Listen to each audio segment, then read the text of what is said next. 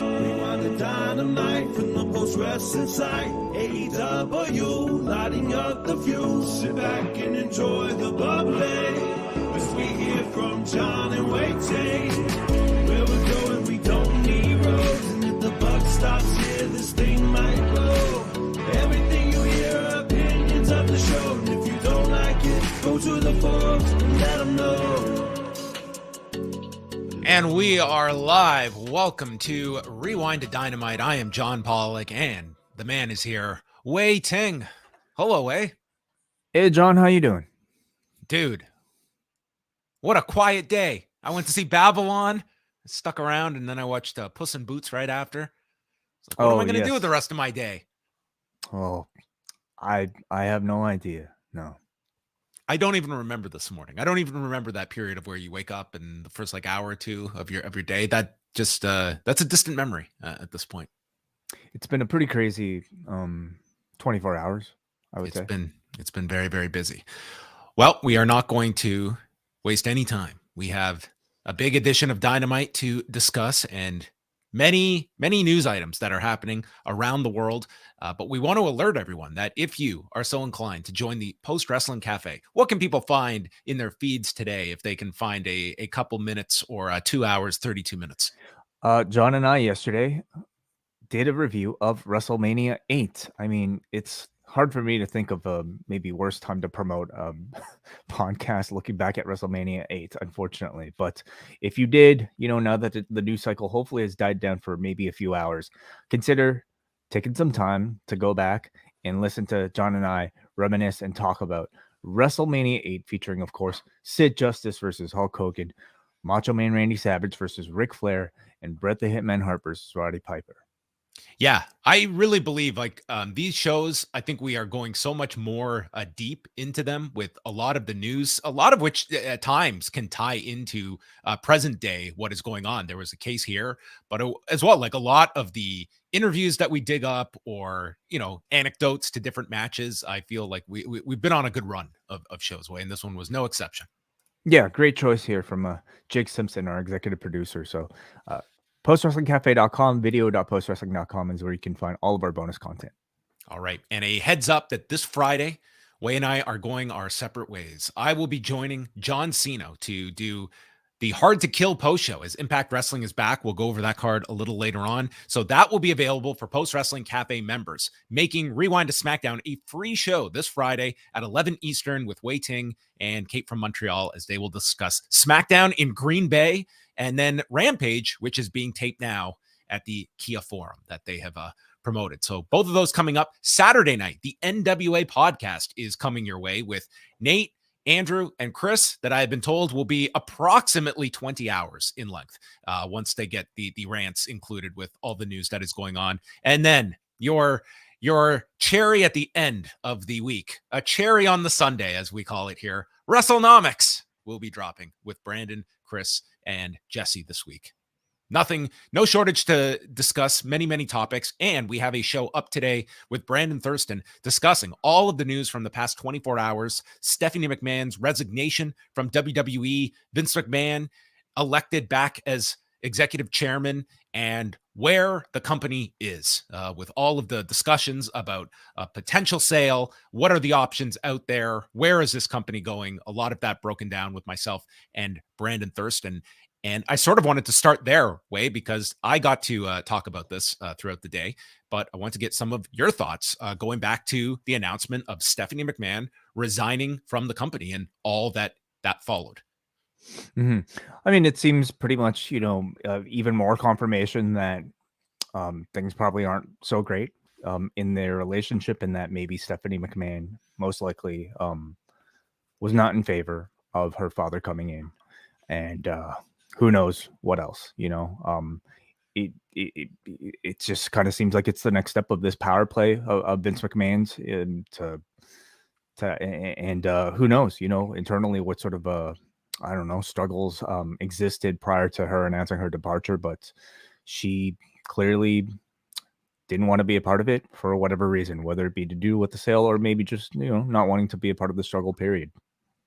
Yeah. I mean, that's something that I don't know if we'll get a a true, honest answer out of Stephanie McMahon in the future, or if there would be follow-up reporting on that exit. Because when you look at that transcript on Friday of meeting with all of the employees, it's certainly a different tune that she is singing. That, you know, that her, Nick Khan, and Frank Riddick were all kind of echoing that Vince is back, but there's not going to be any changes. We're all in our respective roles. And Stephanie going so far to say this is not a scary time. It's an exciting time, even though, pretty much catching herself as noting that there's probably going to be some animosity before she corrects herself and just says angst, some natural emotions you might be feeling. I mean, a rare, I would say, slip from Stephanie, who is very, very prepared in these situations. But I don't doubt, obviously, that she is reflecting what a lot of people are feeling in that company. I mean, if you think, you've been getting a lot of questions, can you imagine the amount of people that have been trying to hit her up, an entire company, entire industry, really, asking her about, what this means for them. I'm sure they're very privy to, and she was only really speaking the truth. Yeah, there is a lot of animosity or angst out there. I mean, I also don't think we can completely rule out, her reasons for actually wanting to leave. Like she stated the time prior, wanting to dedicate herself a lot more to her family. I'm sure that's probably playing a factor as well. And there could be, at the end of the day, a bit of a redundancy factor. Like once Vince is back and taking this position, like what is my role? At this time, like she was not coming back as chief brand officer. She was coming back to be a co-CEO with Nick Khan. And I do think of the two, which one was going to scare people more, Stephanie or Nick Khan leaving? It certainly would be Nick Khan leaving. That I think would be a much different reaction that we would see today. But everything is contingent on this sale and the expectation of Wall Street that this company is going to be sold. And, from the various reporting, it would appear that while a sale could happen, it looks like one is not finalized yet. But that is not to say that a sale could not be finalized, and one that could end up with the Saudi Arabia Public Investment Fund. Like we discussed this on Monday. We kind of went through the different potential suitors for WWE. There's a lot of reasons why this could end up being purchased by the Saudi Arabia Investment Fund. And, pros and cons. And I know some people might raise an eyebrow to that, but, if this investment fund, and I brought this up with Brandon, like they are not an existing entity that is gobbling up another entertainment company and bringing in their own people to constrict jobs and lay people off. Like there may be some job security for some of these employees, whereas an Endeavor, like we lived through that way with the UFC and what happened when Endeavor came in and they iced out a lot of people, because that's what happens in these either acquisitions or mergers. Is there's a leaning after a major acquisition, and suddenly, well, we've got two people in this role, we only need one, and that happens frequently. Certainly, absolutely, yeah. Pros and cons to every single scenario, I'm sure. This one, though, we'll spend a different show talking about the cons of such a purchase. That is correct, yeah. But anybody who is going to potentially receive a paycheck from the WWE if that PIF sale takes place is going to have to maybe ask themselves some sort of question about whether or not they're happy accepting a paycheck from a very, very controversial owner. So, but that's that's for every single person to decide. But you bring up a great point. If they were like in terms of autonomy, I mean, this sort of purchase I think would ultimately grant the people of the WWE the most. At the same time, though, does it affect the TV rights deal negotiations? Does it ultimately have a lasting negative effect on the health of the business? Yeah, I mean, it's a major question. Like you would never want to jeopardize those television deals, and not being purchased by a Comcast or a Fox or, a streamer. You need those television deals. Those are vital to maintain and grow the revenues that have allowed this company to explode to be able to generate $1 billion in a fiscal year. So is there going to be hesitancy in a Saudi Arabia owned WWE? there's certainly, I know a lot of people are going to compare it to Live Golf. I do see them as somewhat different because, WWE is ingrained in these companies that have experience, and USA Network knows firsthand that, are we going to let our moral judgment override the fact that the loss of this show is going to plummet our network average? And I mean, I feel it's almost like a weekly theme on this show where we weigh morals with the financial implications, and it's pretty much an undefeated record to the latter. Yes. Yeah, that is I think one of the, I don't know, unfortunate effects of the system that has been created. In many ways it works beautifully, but in other ways, it does not. We'll see how this plays out, but at this point, nothing really shocks me in terms of morals attached to Vince McMahon in this company right now. This is about, I think, as bad as of a scenario as we could get out of the options that we laid out on Monday, in terms of morality. Like the big picture here is this guy is running away from his very terrible accusations into the arms of arguably a potential buyer that has far more terrible attached to its name. So as a wrestling fan, I mean, yesterday was maybe all but a preview of, I think, the reaction that we might ultimately see if this sale goes through. But there was a lot of obviously understandably upset feelings from the wrestling audience. Yeah.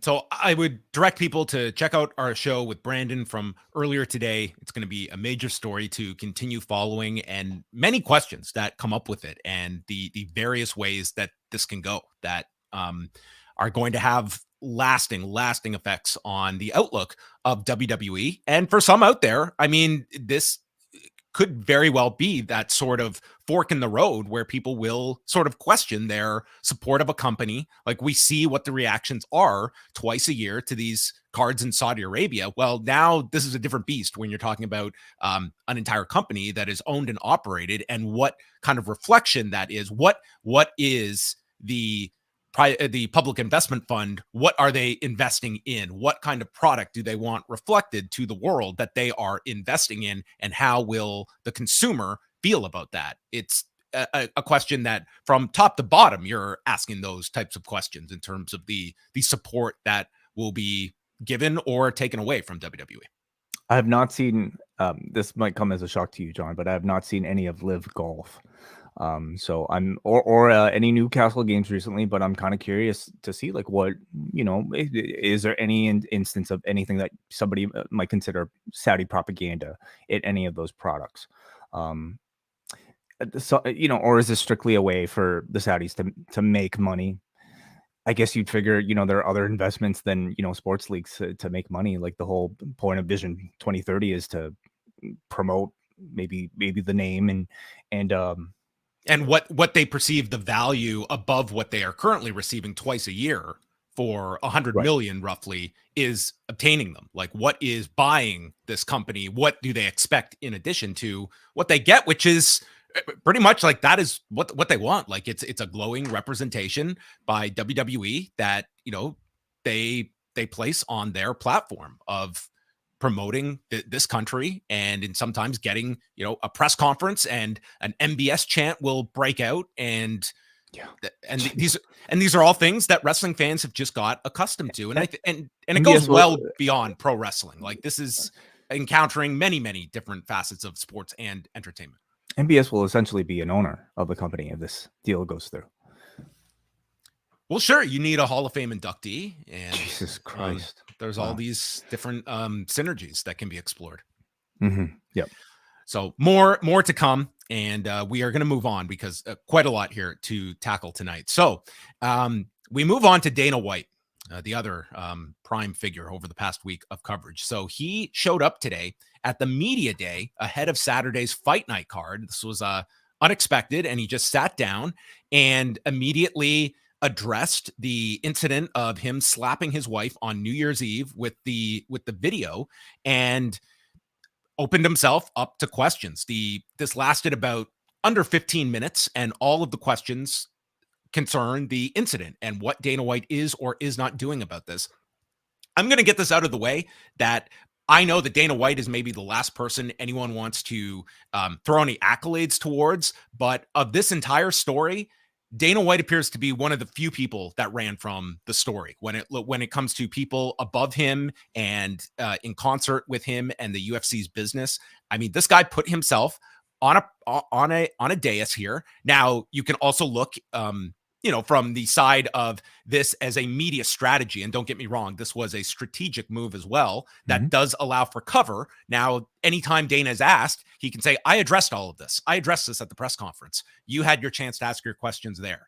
This is a way that I think he can hopefully get this out of the headlines. But this is somebody that is not offering any excuses, but at the same time also looks like he is not facing any punishment either. His punishment is, I have to live with this for the rest of my life, and people labeling me this, that's the punishment, which in everyday... Those were his words. Those were his words. Yep. Yes, that he has to live with this, and that's the punishment. What are you going to do? Send me away for 30 days? That would hurt the company, the employees, and the fighters, not me. I could disappear. It's no problem.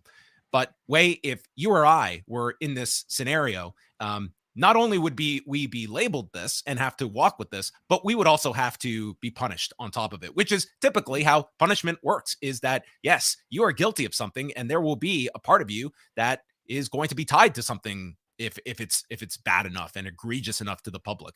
But it does not look like he is facing any kind of sanction, any kind of discipline for this, nor are the people that would be administering that punishment saying a word. It's as though they are putting Dana out there to just take it, and that's it. I think that part of the story is maybe a bit sadder. Dana feels like he's confronting this issue a lot more in the public eye than his bosses are, and that's really unfortunate. I didn't realize he had said something about how you'd be punishing the fighters and not me if he said if he took a leave from the company, like if he was left for 30 days, he's like, that doesn't hurt me. He's like, that would impact the company negatively. I'm curious to know specifically what that means. I think it's his belief, and this very much connects to Vince McMahon. The idea of WWE without Vince McMahon for years was thought to be, well, we need Vince McMahon, and we got the answer to that 6 months without Vince McMahon. The train kept rolling without him, and I think the same would be the case in the UFC. There is no one person in an organization that big that I think is not expendable. Like, everybody can go away, and the company will continue just as fine as it was. I mean, okay, sure, maybe you'll be a bit disorganized for a period of time, but you cannot tell me that he's so important to the company that he cannot be suspended for 30 days, 60 days, or however long. I don't really understand that particular logic and that particular excuse, but at least he's saying something about it, which is a lot more than you could say for Endeavor. And I mean, he brought ESPN. Up the fact, I mean, as the broadcaster, very much so. I mean, you are starting to see more coverage of this on the ESPN side, but in terms of the parent company, like, they just deflected from, we just run this. But if you want to just strictly look at Endeavor, Dana brought up the fact that no one is happy about this, specifically mentioning Ari Emanuel and ESPN. It's like, they're not happy about this, but they're not condemning him. They're not coming out with any kind of stance. And the funny part is, like, Dana White is the one that is not asking for any excuses or trying to deflect blame. He is not trying to come out here and position himself in any way, shape, or form as a victim or anything like that. So to me, it's almost like the silence is the complicity in this, in that, are you or are you not against domestic violence? I think would be a simple statement that we in no way condone this. And sometimes, when you get to the root of a punishment, it is not just the fact that you are hoping that the person who has done wrong is going to learn from it, and this punishment will get them to that understanding of where they went wrong. But it is also a message that in a civil society, we do not operate in a way that does not have checks and balances, that there are not consequences for actions. Dana White, I will take him at his word that he is deeply apologetic for this and ashamed by his actions. At the same time, that does not absolve you from punishment. That sometimes it is Endeavor telling the world that even somebody at this level, it is not okay to strike a woman. And we are making a stance here. It is not about Dana White being financially handicapped by a suspension. It is a statement to everybody that intakes our product that when this happens, we do not condone this. And I'm not going to even the extreme of Dana White needing to be fired, but there are a gigantic gulf between firing Dana and doing nothing, which is where we are at, doing nothing. You can't tell me there is somewhere in between that properly states we as a company do not condone this kind of violence against women. Full stop. 100%. Completely agreed. Yeah. It's at this point now where, I mean, I feel like this story has gotten a whole lot of attention publicly. So much quite a bit over this past week. And some of that was fueled by, at first, it not getting a whole lot of attention, but you are starting to see a lot of larger outlets when Jamel Hill is writing about this, when you have the California Legislative Women's Caucus, which is made up of 17 senators in California, calling for Dana White's removal. I don't know if that is necessarily going to be lead to anything, but nonetheless, this has become a much more significant story than I feel the first 24 to 48 hours when we were talking about it. Certainly. Yeah. What level does the pressure have to build publicly in order for some action to take place, in order for Power Slap to not just be delayed by a week, but, removed from the schedule outright? I think very much, Endeavor, TBS, these are people that are just basically waiting for the story to die down before they can proceed with business as usual. And I think that would be really unfortunate. That's going to be the hope. I think that has been the strategy this past week is we put Dana on TMZ and we're just going to ride out the news cycle. Let people write their editorials, let MMA media talk about this. And that's, unfortunately, they are going to react to the ones that are the pressure points of a company: stock, sponsors, advertisers, broadcast partners. And thus, that is why those are the people that we look at to stand up in these situations, because they have the power. Because I can rant and rave and write a million articles, but let's be honest, that is not invoking any type of change. It is the people that have those pressure points with the company. And that goes to sponsors of this, which it was brought up to Dana. Has there been any financial damage to this company vis-a-vis sponsorships? And he has said, not that he is aware of, but it's still early. Like, maybe. To me, it's deplorable what TBS is doing. They are delaying this a week. The ads were running throughout Dynamite on the US feed tonight, so they are going full-fledged ahead. I think it's an utter embarrassment for that broadcaster to be going with a Power Slap league as Dana White. Well, they're calling it Dana White's Power Slap, and it was Dana over the advertising. I did not see the advertising, but chat room, let us know if you guys saw. Yeah, please give us the exact wording of that, and if Dana White was part of the advertising, because unfortunately we cannot see that up here in Canada. But also worth noting, nothing within the body of Dynamite as well, which you would think next week will be maybe a closer show to watch if there's any embedded advertising or direct advertising from an Excalibur or Taz on the show as well. But again, those are the areas that, whether it is a Vince McMahon, whether it is a Dana White, those are the people that, the few that have that power that is going to cause these companies to react. When you saw Endeavor stock go down last week, I mean, those are the things they react to. They react to monetary loss of how bad is something. It is determined by our profits and losses and how those are impacted. It is not a weighing of our conscience that comes to how big a controversy is. The system does not make room for conscience. It's a system based on numbers, and these actions will be dependent on numbers. Beyond that, I do want to say that, for a lot of times, the MMA media, and I hate the grouping. I hate the grouping of any anyone really. I think it's very lazy to ever just paintbrush everybody. But I thought those that were represented at the press conference today, I thought they asked a lot of good questions, from the sponsorships to other females on the roster that have been victims of domestic violence. What will happen to fighters that inevitably we will have fighters on the roster that are part of domestic violence cases? What will happen then? How can you punish fighters after, they're going to have to be labeled as such? Is that enough of a punishment for them? Is that they are known as someone that struck a woman?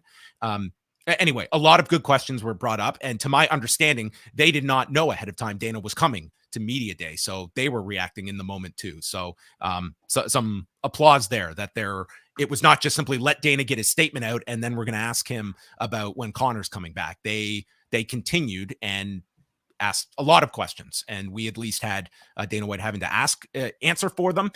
And we will see how open he will be if he is asked about this in the future, or if he's going to deflect to, I did my 10-minute press conference and that was me addressing it, I'm moving on.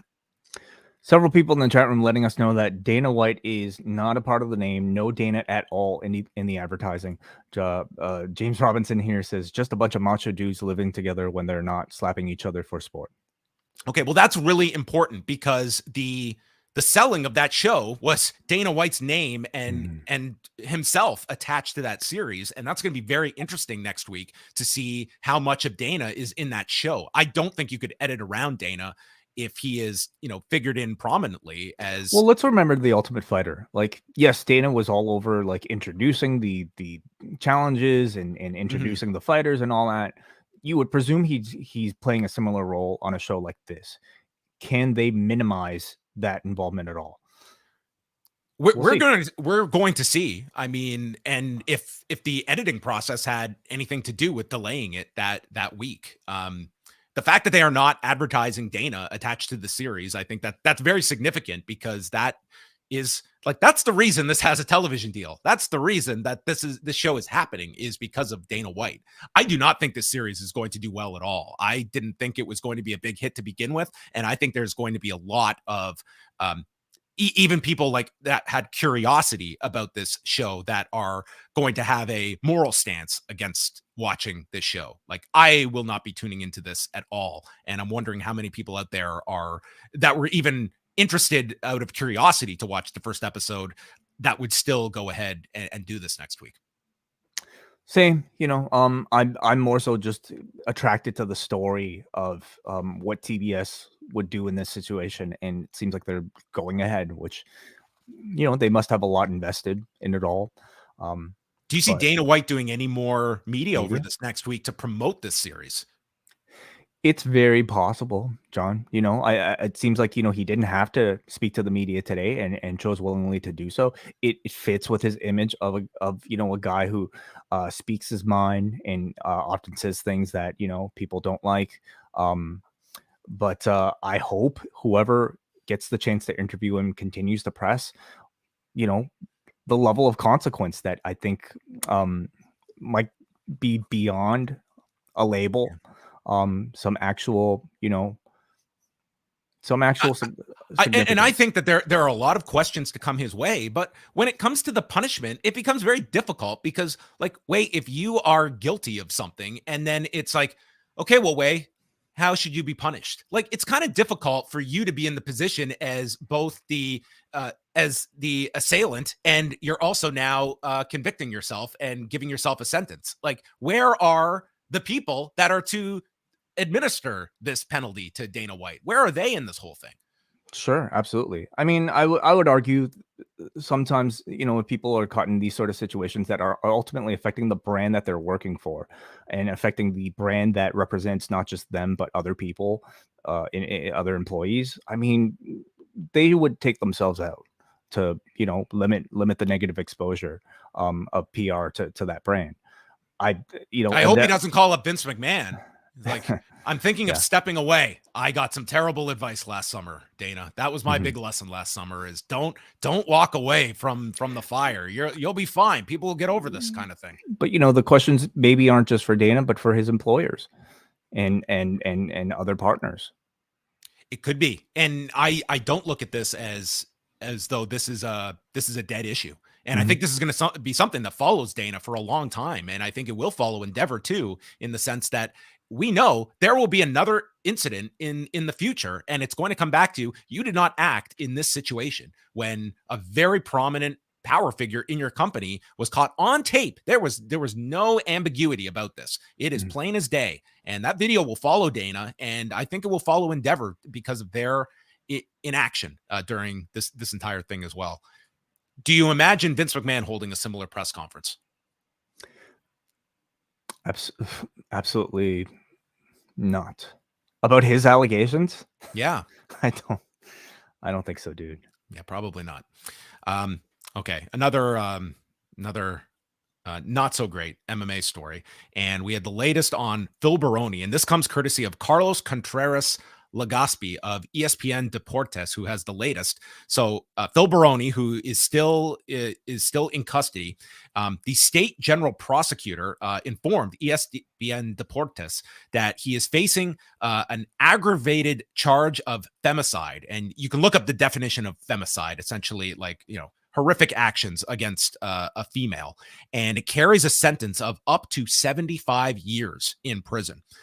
The Public Ministry's Office has ruled out Baroni's version of the events that he described that led to the death of his girlfriend, that she was shoved into either a shower or a bathtub. I've seen both descriptions, because her injuries were seen from head to toe all over her body, which would not be consistent with just a fall inside of a shower or a bathtub. Baroni does have a private attorney, and if he pleads guilty, he could see his time in prison reduced by 25%, which is still a lifetime. He has the right to be extradited to the U.S., but might face opposition from the state in Mexico from him leaving to go be tried and potentially serve time in the U.S. And the sister of the victim testified that she had seen bruises and hematomas on the victim in the past, but that she was afraid to go to the authorities for fear of a violent reaction. And so that is the latest, and does not look very bright for Phil Baroni. A horrible, horrible story to recap as well. But that is the latest on him. Tonight at the Kia Forum, there was a graphic that appeared that showed that ROH's Supercard of Honor looks to be taking place Friday, March the 31st at the Galen Center in Los Angeles, which would be the Friday of WrestleMania weekend. The Galen Center is a pretty big arena. I saw like estimates that it can hold up to 10,000 people. And this would be on the Friday of the SmackDown Hall of Fame combo that's happening in the city as well. But that's our graphic. Worth noting, the Briscoe brothers involved as well on the poster there with your other champions. And yeah, it's more so, I'm not as surprised that they're doing this because Tony Khan pretty much indicated on the last conference call the idea of running ROH WrestleMania weekend and the chance to expose that brand to newer fans on top of it. So I don't see them running AEW on a WrestleMania weekend, but ROH seems to be a happy medium for them and probably their best weekend to draw. I don't think they're doing 10,000, but at least better than a standalone weekend. It's an AEW show, John. Like half the talent. No, on the show I was there at that press conference after Full Gear. They are separate companies. Way. Yes, of course, yeah. No, I mean, no surprise. And, it sounds like a pretty big arena, which I think is justified for, prior Supercards of Honor during WrestleMania weekend. You have so many more wrestling fans that are probably going to be willing to sample an ROH product that they otherwise might not, be willing to travel to. It's going to go up against SmackDown potentially, unless it's an afternoon show. I guess at this point, we don't really know. And what about Rampage? Friday afternoon would be tough, especially in LA. Remember, this is, the time zone as well. Right. It's going to be in like the afternoon anyway for those that are in LA. Sure. Absolutely. Yeah. And what about Rampage? I believe they're doing Dynamite Rampage tapings pretty much consistently for the next couple of months with a few exceptions like that San Francisco week at the Cow Palace. But I would imagine it's a Dynamite Rampage taping on Wednesday. So we just might get a bit of a head-to-head on TV. Yeah, much like last year, I imagine. And I would think like they got the the approval or go ahead, much like Tony Khan brought up last year that you had that conflict. How do you think it'll do? It's a good question. I think that this show does better than it would have done if you had just say done this 4 weeks later on its own in the same venue or another market. I think that I imagine it's going to be a loaded up card. And you're right. I mean, this really will be an AEW card masked as ROH Supercard of Honor, and maybe a chance to do some really unique matches. I would put it this way, that my guess is that the options for fans that night will be ROH, WWE Hall of Fame, which I think a lot of people would be choosing this over, and probably doing a game changer show, which might not even run over. As I recall last year, it was like a midnight show from Game Changer after all of that. The Hall of Fame. Yeah. Mm-hmm. So they'll be at the Ukrainian Cultural Center all weekend. So I don't know distances between these shows, but I would be pretty high on this one doing, I would say if you could draw, 5,000 to 6,000. I mean, that to me would be a real big success on that weekend. That might be even a little high, but it's also a weekend where whatever you think a show is going to draw, it might get a bit of a bump because of that. And this will be one of the bigger non-WWE shows of the weekend. You would think. What's the biggest Supercard of Honor? It would be MSG? It would have been, well, that wasn't, it was the G1 Supercard. Yeah, that one would be the biggest. And if you throw out that one because of the novelty of it all at Madison Square Garden, then it was the New Orleans show the year before that we went to. And do you have a number? New Orleans, I believe, was 8,000. Okay. I think that was the Kenny Omega Cody Rhodes match. Right. Yeah, you're right. Like, I mean, I'm ballparking simply, just based off of maybe prior. I mean, without Kenny, you would imagine on a show like this, but being led by Claudio and Joe, could it do that well? I'm sure that's the hope, but I think it'll be a successful show either way. Could you see that being doing like a Joe Jericho, or do you think that Jericho at this point is probably done when it comes to ROH? Like we've been there, done that. Because ROH is, seems like it's strictly an Honor Club type of property. I would suspect Jericho might be done with his run at this point.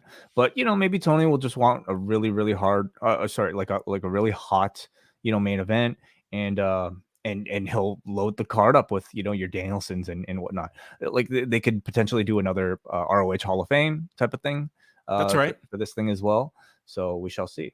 Yeah, it's LA. Maybe you get Shibata in there. LA Shibata. Yeah, wonderful. Absolutely. Let's do it. Dax Harwood on his podcast gave an update regarding FTR, and this was transcribed. I want to give a shout out to Jeremy Lambert at Fightful. And so this was Dax explaining where the two are at when it comes to, all of their title losses recently. He said, right now, at this point in our career, is the most important time in our career. I mean that monetarily, creatively, and personally. It's the most important time in our career. With that being said, we have asked and been granted the next few months off of television so we can sit back, reflect, decide, let our bodies heal, and figure out what we're going to do for the next few years. Whatever we decide to do next will be the absolute last thing we do as far as wrestling. He went on to say that by April, we will have an answer. I have to take my health, my family, my creativity, and I have to take my personal life all in consideration about what we're going to do next. I know what I want to do, but whatever we do, I just want to be respected. I feel we have done something so special in 2022, and most of that is in part to the fans. We deserve to continue to build on our legacy for ourselves, but also we owe it to the fans to build on that legacy because they made us this past year. I'm not sure exactly how long we'll be away. It may be all the way until the end of our contract. Our contract is up in April. So he's not guessing anymore. He is saying it more definitively. His contract is up in April. And yeah, it would seem like if you are AEW, you probably don't want to put them on television until you have a commitment from them. It would, unless you have like an angle to shoot where they're involved in a main event and then they're taken out, and then we have a dream sequence 2 weeks later when they're gone. Beyond that, maybe you don't want to have them on television until you know what the long-term future is for these two with your company. Right. Yeah. I mean, the Ass Boys did deliver a great eulogy last week, and you'd figure that there'd be some.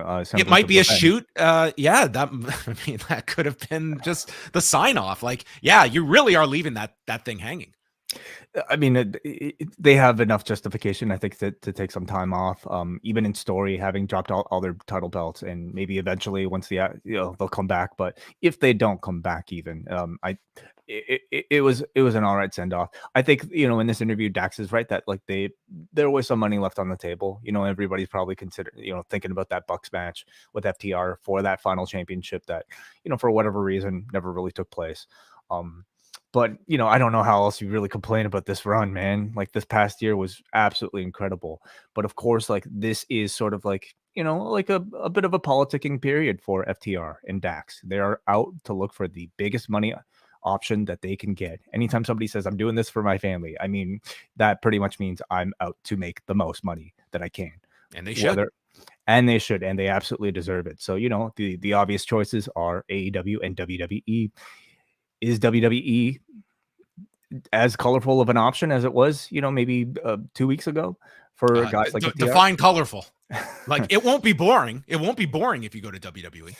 Well, mainly with Vince at charge and the ability for somebody like him to promise a great deal, but potentially pull it away at any second. One of the countless things I'm interested in, if a sale goes through, is what we saw living through the transfer of the UFC from Zuffa to Endeavor. Because if you remember, like the discussion of fighter pay, like it's always been there. It exploded after that sale when all of these fighters suddenly they saw how valued this promotion was and how big these TV deals have gotten. And you know what percentage we get of a sale or a TV deal? Absolutely nothing. We don't get a percentage of any of that. And part of that, you certainly have to put on the fighters that have not organized themselves in such a way to force themselves into a cut of that, because the UFC and WWE are not going to be voluntarily handing them over a percentage of any of that. But it did leave a ton of unrest among fighters, and you didn't have the same kind of loyalty when the Fertittas were gone. And suddenly it was this giant conglomerate that had taken over the company. And a lot of fighters felt much more secure in speaking out about fighter pay issues. And I am just curious that if the WWE goes for some huge figure that it will go to, it's just a matter of how many billions it is sold for. If you are going to look at that, if you're a talent and say, yeah, I'm making nice money, but I am not figured into any of these TV deals. I'm not making anything off of this sale. And it's like, you could make arguments that all these people are underpaid. But again, that comes down to like these talents that would have to organize, and wrestlers, especially WWE, they are not ones that typically speak out of turn and complain about these things publicly like we have seen from UFC fighters. Certainly, yeah. Unless John Cena gets together with Roman Reigns and Becky Lynch and I don't know, maybe Brock Lesnar, and the four of them decide to sit at the table and they decide to organize some sort of walkout. I'm just trying to think. I'm just laughing thinking about Brock Lesnar even being a part of this, even showing up to the meeting. Unless that happens, even if that happens, John, let's be honest here. What point of leverage does talent actually have? Well, we've seen the precedent way in how has the UFC suffered by not having Conor McGregor fight, not having John Jones fight. It's when you are making guaranteed revenue, it totally changes the equation. Like the time for this was years and years ago, and there would be an endless supply of talent that would be more than willing to jump in if anyone was not willing to go along. And because of that, you're not going to have talent that are going to put their neck out and not be backed by numbers. It's because the perhaps talent pay is so low that that's what makes partially this company so attractive for a potential buyer to take on. Our the public investment fund. We're just going to buy America. We just want the whole thing. Hey man, anyway, but like getting back to this Dax Harwood FTR situation, as much as I think that we love them, as they can have like 10-star matches with the Briscoes, they're ultimately just going to be able to command as much as market value is for them. Whether or not WWE makes, $10 billion, like it depends on, what the competition is willing to pay them. And that's kind of the ceiling, isn't it, John? You know, it's not like WWF needs. So I'm going back to 1992 with our review. It's not like WWE needs FTR. You know, they'd be great to have. They'd be great to, you know, stick it to the competition, but they're not going to break their bank and break their pay structure to get them. Yeah, and it's a really tough time to become a free agent because you can be hearing all the reassurances that, hey, Vince is back, but this is not changing. This is a different company.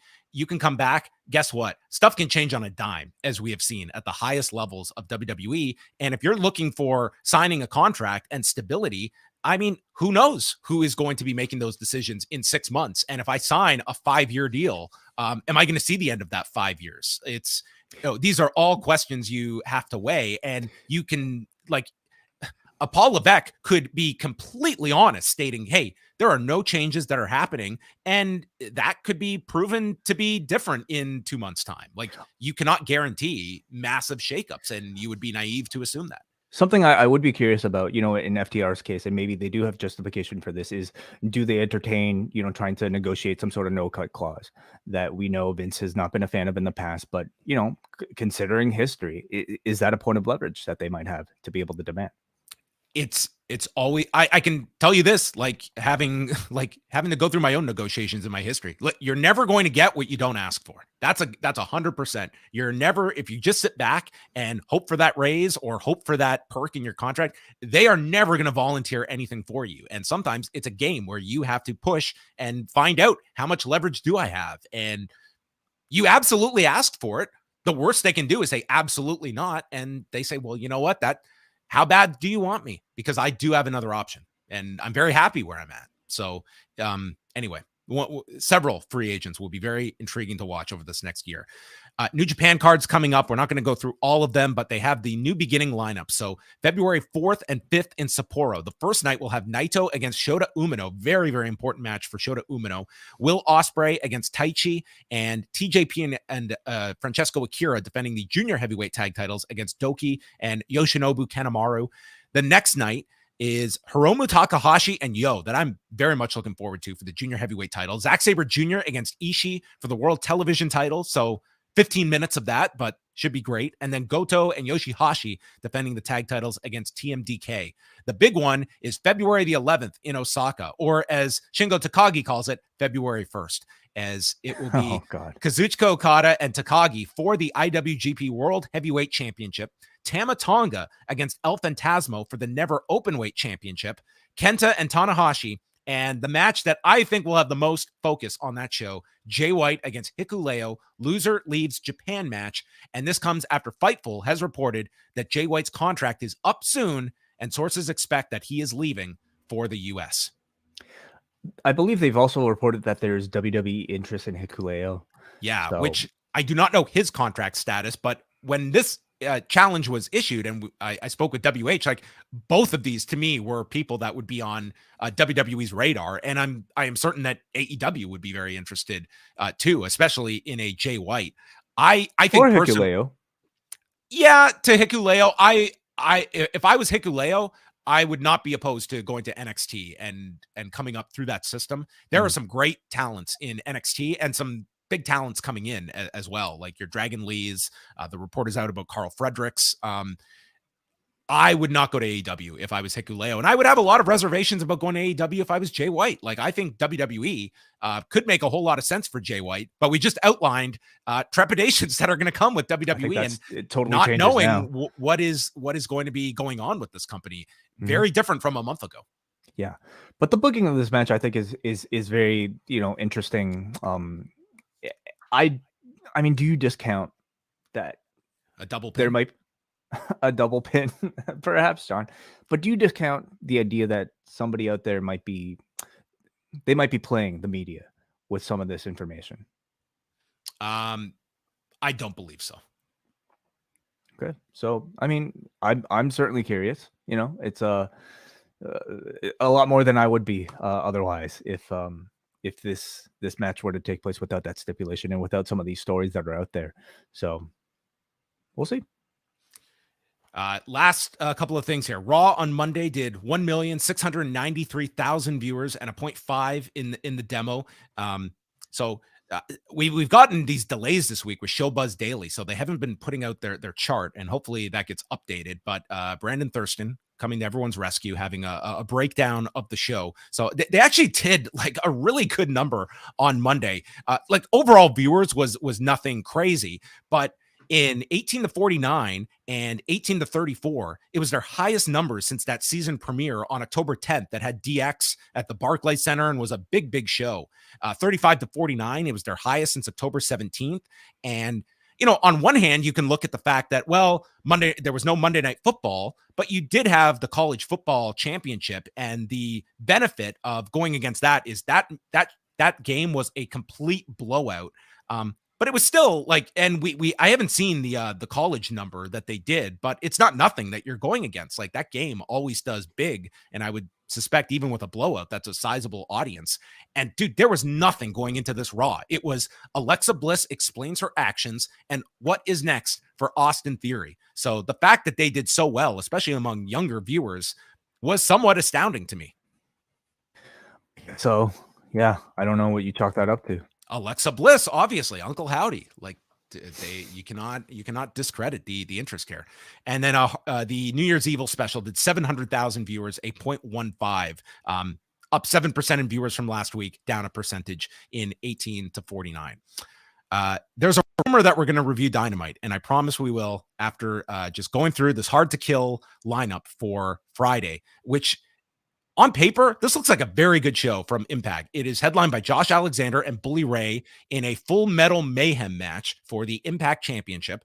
Jordan Grace against Mickie James. This is title versus career. This is the end of the last rodeo. She either wins the title or Mickie James is retired. Eddie Edwards against Jonathan Gresham, a four-way for the tag titles with Heath and Rhino defending against Brian Myers and Matt Cardona, the Motor City Machine Guns, and Ace Austin and Chris Bay. Trey Miguel against Black Taurus for the X Division title. That should be terrific. Masha Slamovich, Deonna Purrazzo, Killer Kelly, and Taylor Wilde in a number one contenders match. Joe Hendry against Moose for the digital media title. Steve Macklin against Rich Swann in a Falls Count Anywhere in Atlanta match. And then the pre-show has Alan Angels, Kushida, Yuya Uemura, Mike Jackson, Speedball Mike Bailey, and Bhupinder Gujar in a six-way match. So just to see Mike Jackson at, I don't know how old he is, over 70, in a ring with Speedball Mike Bailey is going to be something else. And then the Death Dolls against Giselle Shaw, Savannah Evans, and Tasha Steelz. So I don't know how many people are going to be buying this show, but it's been a very good buildup, especially the top two matches with Alexander and Bully Ray. And the last rodeo, I think has been built up really well. They had this awesome video package on Mickie James last week going over her whole career. And it looks like a very good pay-per-view on Friday. I'm looking forward to this show. So that will be up for Cafe members. And we now move to Dynamite. Did you see the show tonight? Yeah, I think so. Okay. You and 8,600 people or so at the Kia Forum. Once again, a awesome crowd for 2 hours. Just tremendous. Stay on the West Coast, AEW. I mean, as much as it sucks for us, why not? I mean, for us, it doesn't really matter. It's well, I mean, that means they can't come to Toronto. It's okay. I kind of like just watching at home. It's fine. So we start off with Jon Moxley and Hangman Page. And dude, when they start going at it, this crowd just roars. And Moxley takes over and he's just beating the hell out of Hangman Page. And we see Hangman get a reprieve with a lariat and fall-away slam. And they're really building up how these guys, they're going for headshots at one another. And how is Page going to withstand coming off the concussion? So there's a German with Page landing on his feet, discus lariat, and then Orihara moonsault to the floor. And Moxley ducks the buckshot, hits the Death Rider for a 2 count, and then goes to the Bulldog. And the Deadeye gets stopped. Page is locked in the rear naked choke, but he counters out of it, hits the Deadeye, but Moxley is up, stomping Page. Both men are down, and they have one big striking exchange towards the end. Lariat by Page, and then he hits the buckshot lariat. The whole place explodes, and we get an exceptionally rare clean loss by Jon Moxley as Hangman wins in 14 minutes and 13 seconds. Excellent match. Really, really excellent. You know, great atmosphere. And obviously these promos that these two cut with each other ahead of time, I think really intensified the whole, you know, rivalry to the point where justifiably they were immediately, coming to blows at the start of upon seeing each other in the arena. I thought it was a tremendous match. Mox is almost like primal yet kind of technical, style. He was dominating Hangman the whole match, which allowed Hangman to showcase a lot of fire before that excellent comeback victory. My one criticism of the match was the skull-on-skull headbutts, which I'm never a fan of, especially coming from a match with a guy who is just legit had a concussion. From a legit concussion, and concussion seeming like, a big theme of this particular show. But I mean, I know, of course, you want to target the head for this particular story. I do feel like there are ways that you could safely tell that story without actually directly headbutting each other. And I wasn't in the ring. I'm not either of these guys. Maybe they're magicians that can somehow make this look beautifully safe.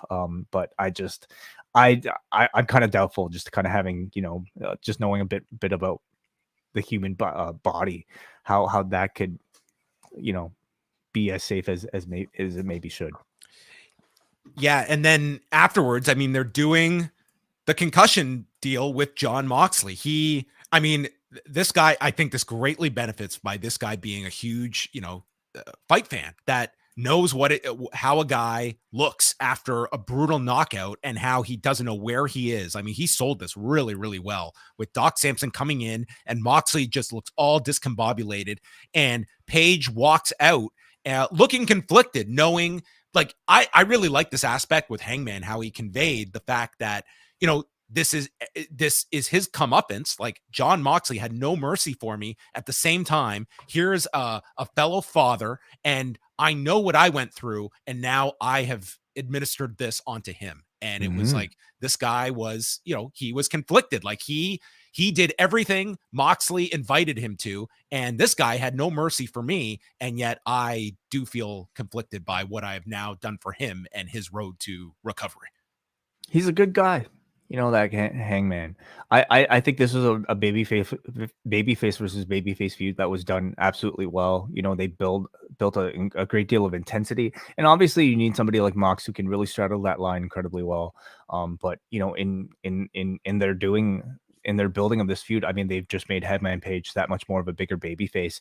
For the first time in a long time, it feels like he's in focus in the main event scene. So curious to see how they play off of this. I hope this means Mox can finally go fishing.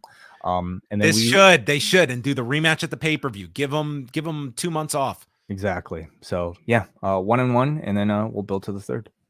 And we come back, and Excalibur and Taz, looking very serious on camera, state that Moxley was helped to the back. They never said the word concussion, but they were, dancing around like. Seems like they really don't want to say the word concussion. Yeah, it does seem like a word that is head injury that both companies don't like to use.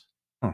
I think it does. I don't even think it's a paranoia. I think like your audience, I think is kind of uneasy about concussions, but it's like you're doing the story. So at this point, people know what you're dancing around. Head injury is not that much better. Yeah. Shivani is in the ring. And this was great because before the break, they were like, later on, we are going to be hearing from MJF. So in the ring, there's Tony Schiavone. And I'm literally typing, Shivani brings out MJF. And then we've got Adam Cole's music hitting. And Adam Cole comes out. Were you aware of this? That he was going to come back? Had you seen anything about him coming back? Not personally, no. Yeah, so I don't know how well of a surprise this was, because I think most were surprised by. We're also caught up with a Mercedes watch that I didn't personally think about Adam Cole. So he comes out to an enormous reaction. This was just another level. He comes in, and it's just a love fest here from Inglewood, and he says he has good news and bad news. The good news is he has a new appreciation for pro wrestling and for his life. This is all he wanted to do since he was 9 years old, calls AEW the best pro wrestling company in the world. And he had to get healed up. He had a torn up shoulder and back-to-back head injuries that caused headaches and dizzy spells, which I think is only doubling down way on your critique of the first match. And he would vomit if he was in a moving car for longer than 15 minutes. And then he would even have trouble sleeping, where he'd get up at 3-4 in the morning with anxiety, and he'd be pacing back and forth. And then Britt would wake up and he would start crying stating what's happening to me. And he said that in pro wrestling, it's a give and take industry. We give you everything you have and you appreciate it. And I gave you nothing for the last 6 months and you still supported me. And for that, I'm eternally grateful. And now on to the bad news. And dude, this guy is just looking down. And I'm sure this man has seen many a bad news speech that some of these wrestlers have delivered. And then he says, the bad news is not for me. It's for the AEW locker room because Adam Cole is back. I'm not done yet. I'm one of the best wrestlers, and I have been for 15 years, and nothing will stop me from being the very best because I haven't even scratched the surface yet of what I'm capable of. Today is the day the new Adam Cole is born. I thought this segment was among the best segments Dynamite has had. I mean, this was just such a feel-good moment. I thought this was Adam Cole's a great promo. This was a phenomenal promo from Adam Cole. Like I thought he was just incredible here. It was a main event level promo. It was a world champion level promo. And maybe even beyond that. You know, he's coming back at now as a full-on babyface. There's no more undisputed elite. And I thought it was absolutely I think the right time to do it, coming off of a real injury. You have a lot of sympathy from people who know that this man has suffered a whole lot over the past year and hasn't seen him for a long time. So he comes in with a big surprise pop, and man, you get to hear him speak and you just kind of realize how much we've missed that voice. I love the little good news, bad news swerve in there. And I thought overall it was incredibly effective as a real kickstart to his babyface run. It felt like, especially for the AEW run, that this crowd, they liked him, even as a heel, they liked him. This promo and this realness that everyone knows is legit, it gave the audience a reason to love this guy. And his promo just invited that from the people. And it's like, you felt like this is a guy that could be a top babyface. Felt like it after this segment. Completely. Yes.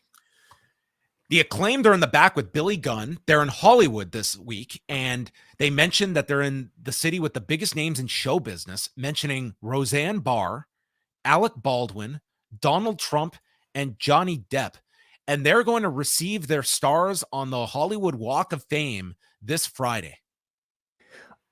Evidently, they've been doing some shooting out there for their next rap video, perhaps. I guess so. So maybe we're going to get Max Caster's assessment of the week that was in pro wrestling. Yeah, here's Max Caster with a photo giving the finger to the Vince McMahon star on the Hollywood Walk of Fame. So, I mean, this seems to promise maybe another either a vignette or more likely a rap video. Yes, a Vince yet. Yes. It's late. Big Bill and Lee Moriarty against Jungle Hook. Shivani at first defends lacrosse players as being legitimate athletes. And so one of the highlights here was Big Bill mocking the crowd by waving his arms like they do for Jungle Boy. Man looked ridiculous here. We also spotted Ken Jeong in the front row during the picture-in-picture, which he would later have a more pronounced role on the show. All of this built up to a face-off between Hook and Big Bill, because this crowd just wanted to see Hook lift this large man. So the crowd gets excited as Hook goes to lift him, but he can't do it. So then Jungle Boy comes off the top with an Otani-style missile dropkick to the back of Big Bill's head. Oh, my God. And the dropkick sends Big Bill into a suplex by Hook, and this crowd explodes for the suplex. There's a schoolboy by Jack Perry onto Lee Moriarty, kick out, and then it caught in the snare trap, and Lee taps out in 7 minutes and 43 seconds. Good match. I mean, I know that they said this was like a one night only for Jungle Hook, but come on, you can't. You have something here with these two. I think this is a logical move forward for Hook, and It's something for Jack Perry, because they're just like holding this guy over until Christian's ready, and that's months. I think, both of them are set on their sort of singles paths, but I think you have special attractions where Jungle Hook reunites, and maybe that's the thinking with them billing this as a one night only thing. But these two together, I think they're so marketable to kids and to adults. You have like two very young, good looking guys that I'm sure for years you could build some sort of relationship and ultimately a rivalry around. And in ring, I think they're both so tremendous, and they match up styles incredibly well, with one guy being more of a high flyer and Hook being this technical beast. So on the other side of things, I thought Lee Moriarty did a great job of doing the bulk of the work for the heels, and I thought they built up to that big T-bone spot with Big Bill really well too. So the Firm are a fine team, but like many heels and maybe mid-card tag teams in AEW, it's all about showcasing the acts that you're actually pushing long term, and tonight that was Jungle Hook. Renee is in the back with Orange Cassidy and Danhausen, and Golden Globe winner Paul Walter Hauser, who brought his trophy in a case that he will reveal to us on Friday. Interesting. Okay, so the man did actually legit win a Golden Globe. Yeah, on Tuesday night. This was a nice get for them. So he's not revealing the content of this box. Is there going to be something else in this box? Maybe. Yeah. Maybe he's going to have a contract. Oh, okay. Maybe it's the King of Pro Wrestling trophy. That's in there. We'll have to tune in Friday, the contents of the box. And then the best friends showed up, and we have some division here among the best friends and whether they're all good after their infighting recently and Trent losing to Orange Cassidy. Well, you had Orange Cassidy saying, "Oh yeah, we're good," and then they just kind of walked behind them. So I don't know if, because like you never know with like the lackadaisical sort of like, I don't know, personalities of both the best friends and Orange Cassidy, whether or not this is actually them making up or if there's still tension being teased. But yeah, I don't know. Yeah, I guess it's in the eye of the beholder of where they stand.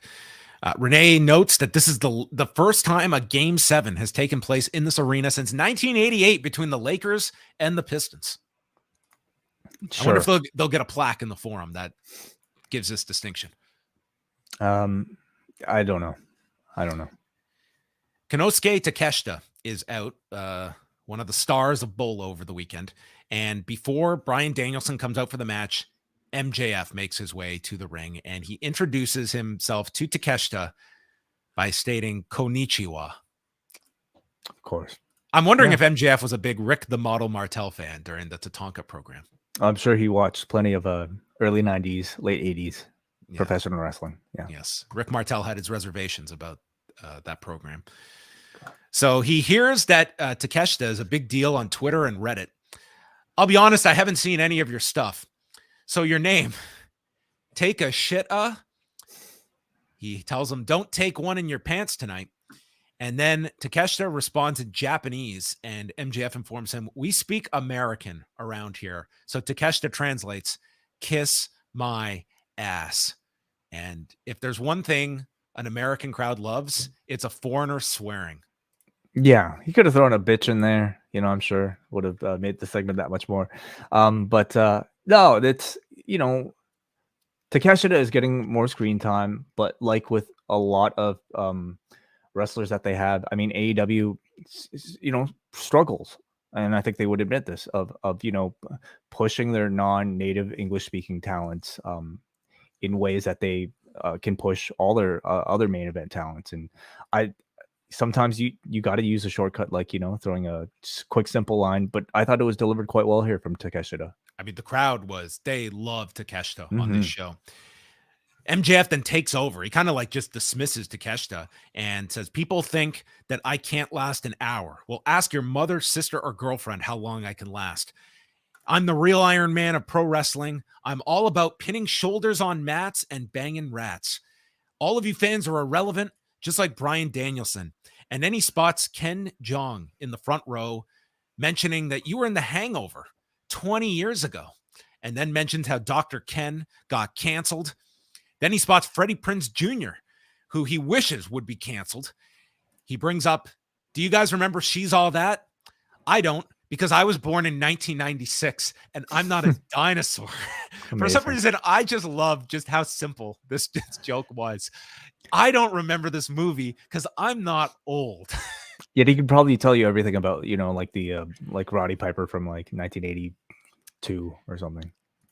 And says that he remembers Freddie Prinze Jr. playing a supporting role to a CGI dog. And which was very funny because Scooby-Doo came out like 4 years after She's All That. It's not, maybe not even, maybe 3 years. It was like, that's a pretty old movie in and of itself, Scooby-Doo. Right. Yeah. But I mean, it was geared towards kids. She's All That was more teen. I guess so. Yes. And calls him a Scooby-Dooby douchebag. Says, your heroes suck. Danielson won't have the Iron Man match with me because he's not going to win all these matches. And then Danielson sprints down the apron and dude, MJF just hightails it, runs for cover to the back. Just tremendous how at the end of it, he's just a coward here for Danielson. But I really like the idea of incorporating, these people at ringside for something different than just, hey, look who's here. It's just like the glamour shot of look who's here. Instead, they made them like the punchline for MJF. I liked it a lot. In general, I think AEW has, done really well with its celebrity integrations. They never just feel like they're there to, I don't know, show their face to promote something, nor is it insignificant, like, showing them in like they're usually involved in some creative way, whether in ring or out of ring. But in this case, I thought, listen, it's MJF roasting a few Hollywood celebrities and the rest of Hollywood. I thought it was a wonderful little segment here, and nice of LA to really play along and boo MJF throughout all of this, because I mean, in a lot of other towns, I don't necessarily know if Freddie Prinze Jr. or Ken Jeong are going to get that much sympathy from heel making fun of them, but man, AEW, like, crowds kind of know what's up, and the MJF was so great here, I thought. I just want one segment together this year of MJF and Rick Ross. Swerve versus MJF is a match that could happen, so maybe that'll happen. So Danielson is out, and we go into our match with Takeshita, and it picks up after a label lock attempt early, and Takeshita stops a Busaiku knee with a blue thunder bomb, and that's our first near fall. And this was very interesting because everything about this story is, if Danielson loses, you don't get this big match. You don't get Danielson challenging for the title. And yet this crowd, they all wanted Takeshita to win. And it was evident early in the match, and then it just grew and grew. And it wasn't even a case of them booing Danielson. It's just they loved Takeshita, and they wanted the win in this building and this moment more than they wanted Danielson to get this title match 2 months away. Perhaps, John, I would maybe contend, like, the average AEW fan probably is aware of enough that we're going to get Bryan Danielson versus MJF no matter what, and maybe they were just they were wanting to see a big spotlight on Konosuke Takeshita on Dynamite. Well, after hearing all these arguments about, this best of 7 series, it's so predictable. I mean, this was the most predictable outcome of any match. And did that affect anyone one iota? No, not at all. So they did have one big slip up here. So Danielson sends Takeshita to the floor, and he leaps off the apron, and it looked like he was to land on the shoulders of Takeshita, and just slides off and just crashes into the barricade for this ugly spill.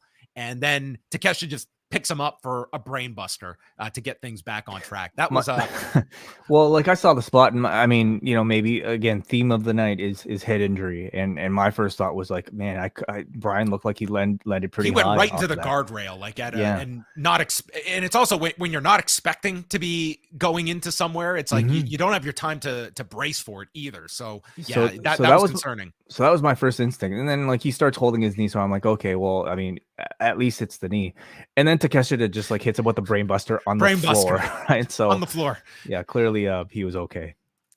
So Takeshita then lands a swanton onto the knees, and the label lock is applied, and he's trying to hyperextend the arm, but Takeshita gets to the rope. Crowd is going nuts for Takeshita here. Big forearm exchanges. Takeshita blocks a victory roll and hits, like, the bastard driver, but holds on to the legs, deadlifts him up into a bridging German. This was exquisite.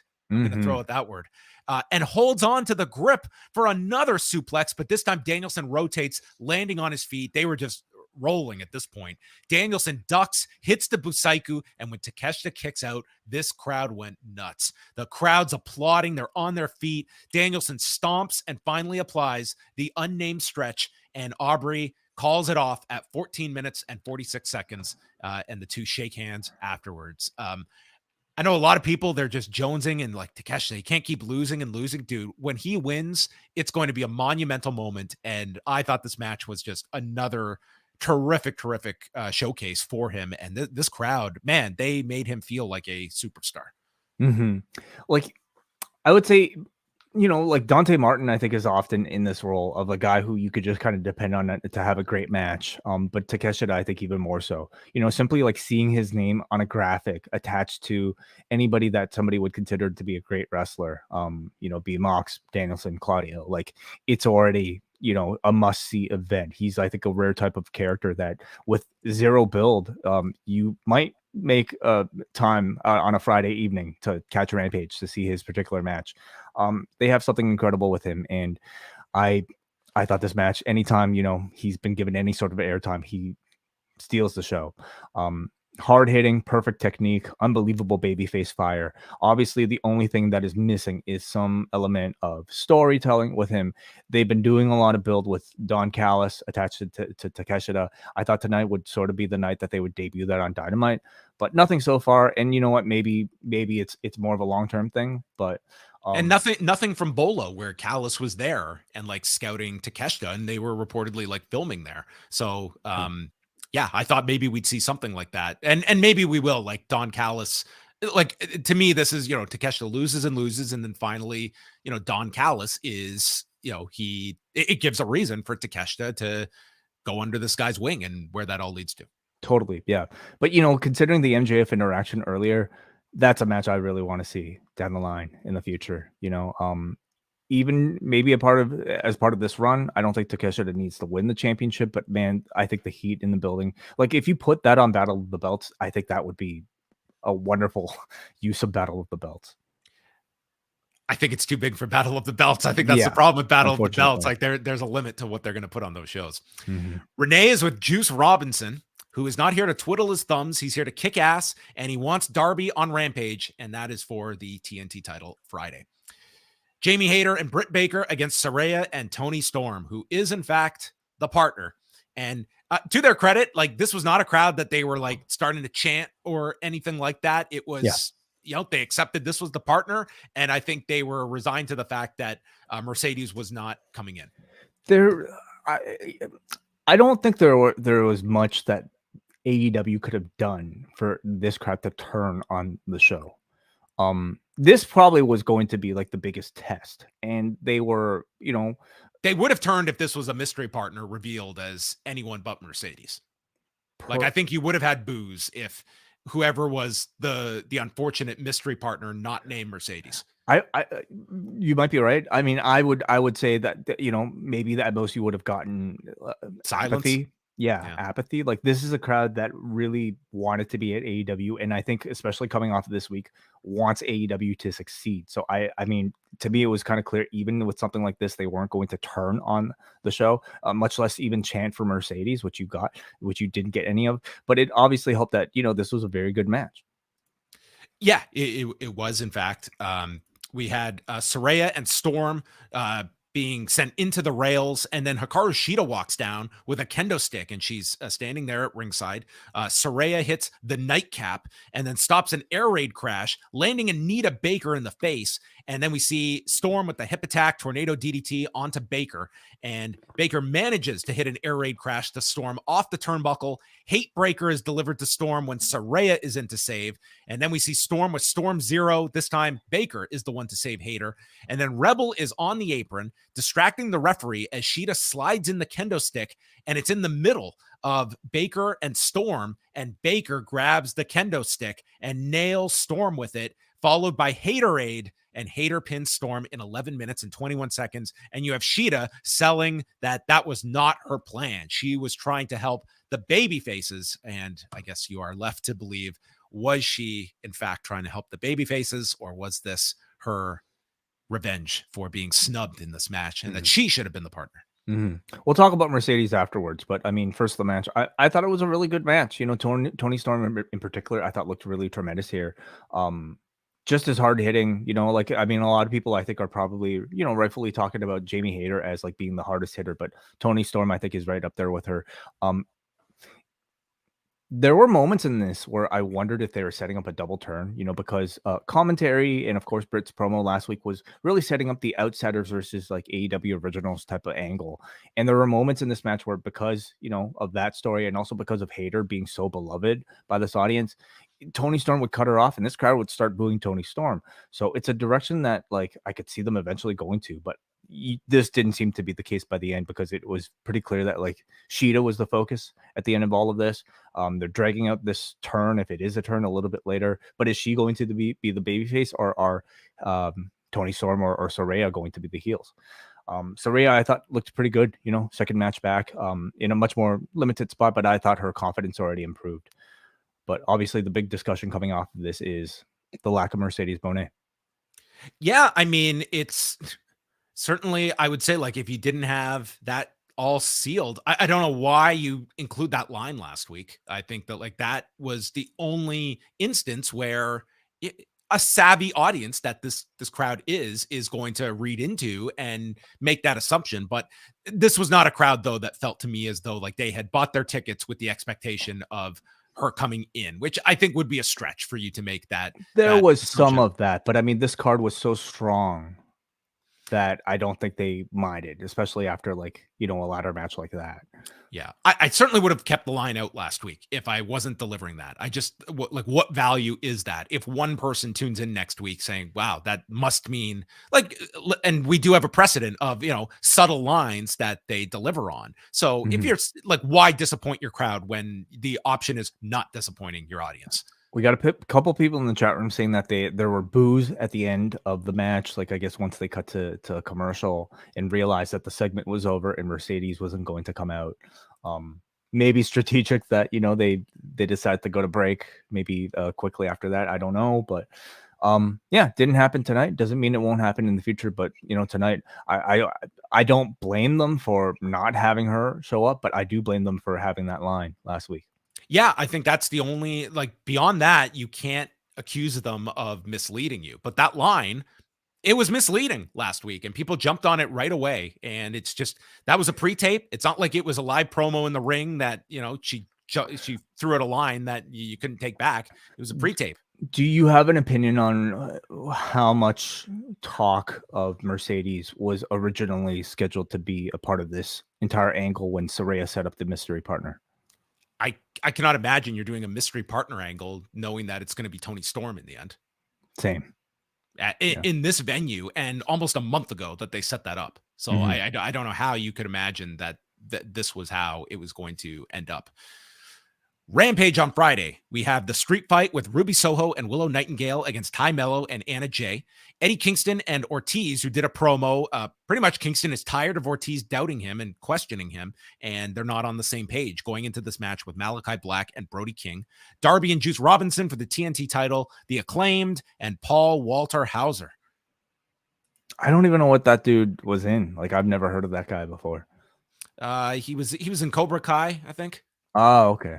Yeah, he's been in a bunch of stuff. Yeah, beyond that. Okay. And then Dynamite in Fresno next week has Ricky Starks against Jake Hager, which they announced before this next segment, and Bryan Danielson against Bandito. Yeah. I mean, MJF is definitely on the internet looking up, who the most in-demand opponents are for Bryan Danielson. I thought maybe he'd try and get a date on Vikingo, but maybe they wouldn't be allowed to air it on television if AAA. Says, maybe he'll pick Zack Sabre Jr. next. Just go through all the dream matches. For imagine MJF and Zack doing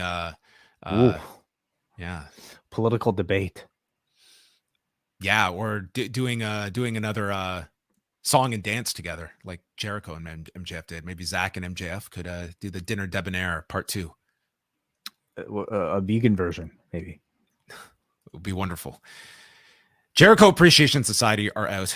Parker calls them the Saints of Los Angeles, and Jericho calls this one of the biggest weeks ever for the group.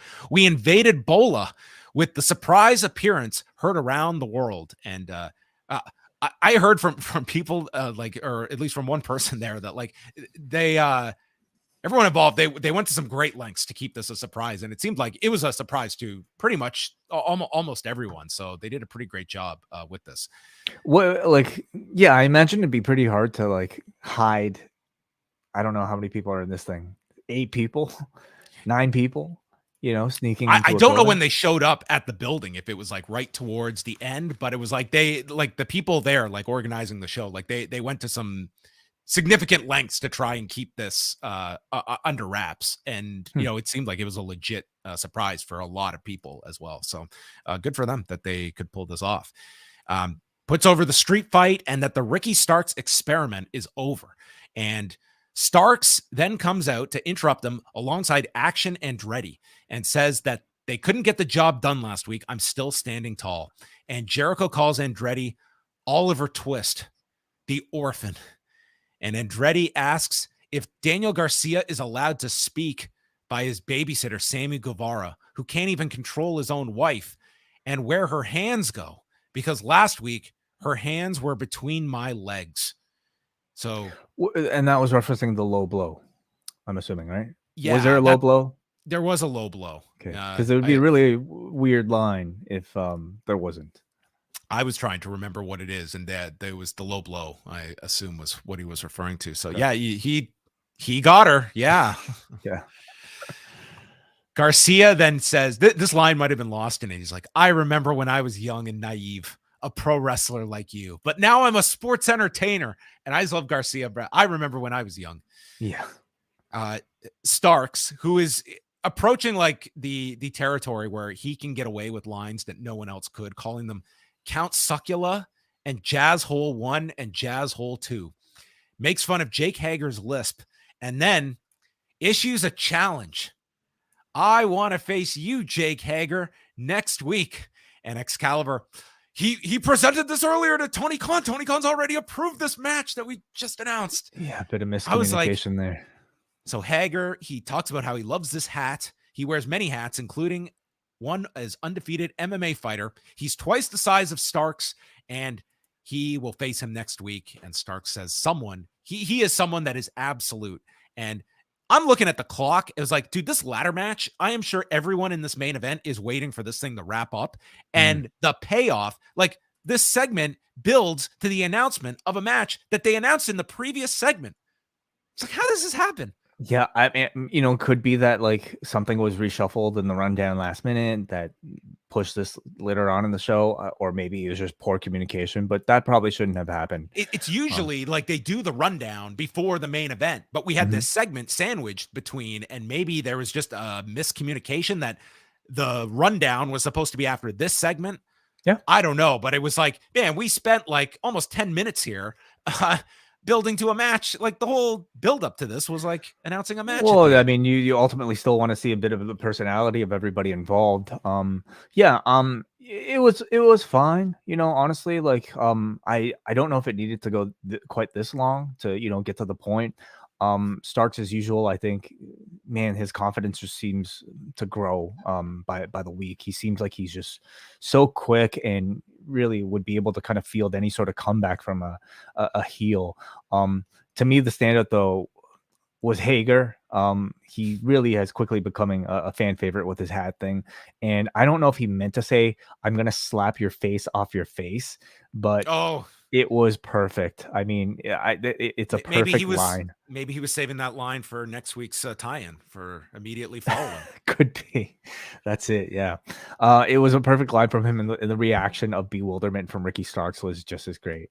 So, Action Andretti, I mean, he sounds good. I didn't particularly like some of the lines tonight, but they're a package that I think is working right now.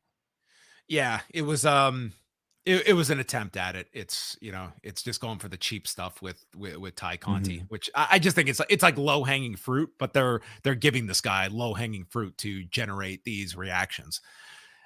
Death Triangle and the Elite. It is Escalera De La Muerte, match number 7, and that was more my criticism of the last segment. Is that, dude, the bell rings and it is 9:45, and it just felt as though like everything's been built towards this. I would have hoped like it did feel like the first couple of minutes here, like they were just racing here. But I mean, it's also the style. It is also the style as well. But I mean, I would have to imagine this was allotted a bit more time than starting at 9:45. But how about Matt and Nick Jackson sporting the Shacknosis Reeboks? Did you see these? I did not notice the Shacknosis Reeboks. No. So when I was like 11 years old, we went and we were able to get new shoes. Okay. And my brother bought the Shacknosis ones. And I couldn't pick the same ones as my brother. I had to get something else. So I was like, you know what I'm going to get? I'm going to get the Shawn Kemp shoes. And let's just say that I think my brother won. I think you would much rather attach yourself to Shaquille O'Neal than Shawn Kemp. What did the Shawn Kemp ones look like? Look up like Shawn Kemp 1996 Reeboks. I think they'll come up. If they're the ones that I recognize, I will identify as such. Okay. Was it this one? These? Just pull it up. I can't see. Was it these? It was the ones on the left, to the left of the white ones. Got it. Okay. Those were the ones I had. I don't know if either of you made any great choice with those options. Well, anyway, there you go. I think these are some ugly shoes. Oh boy, look at that! You don't like these? These are classics.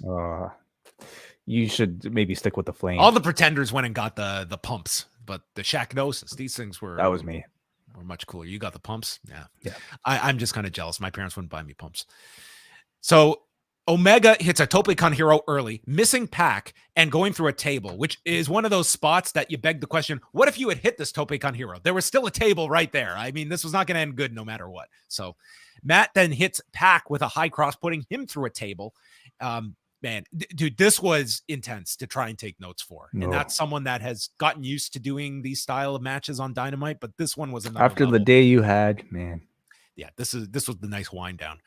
We see a top rope Rana by Phoenix that sends Matt onto a ladder that's draped from the bottom rope. Pac with the poison Rana onto Omega. We saw a Fear Factor spot onto Omega, and then Phoenix dives onto Nick. The Bucks return with super kicks, and Matt with the Northern Light series, ending with Phoenix being dropped on the ladder. And Nick positions Penta on a table on the floor and puts him through with a 450 to the floor. Jesus. Matt is climbing the ladder. Phoenix holds on, and then Alex Abrahantes comes in, tipping the ladder with Matt on it. And this prompts Brandon Cutler to get his big spot of the series as he comes in and puts the cold spray into Abrahantes' eyes. And that's followed with a V-trigger to Abrahantes, who is gone. Pac slams the fingers of Omega with the hammer. So like this hammer was the consistency of this whole series that they used here. And nails him with a falcon arrow to the floor, and we get this ladder contraption, and you can hear the crowd at times just going like there was genuine fear of this crowd as everyone is holding their balance on this horizontal ladder, and it sees a Fear Factor to Matt on the horizontal ladder. Phoenix climbs, but Omega comes back. He hoists up Phoenix on the horizontal ladder and delivers a one-winged angel off the ladder to the mat. Pac then is on the top turnbuckle and goes for the black arrow, but lands on the knees of Omega. So everyone is down, and Omega has it's an open net. He can just go for the gold.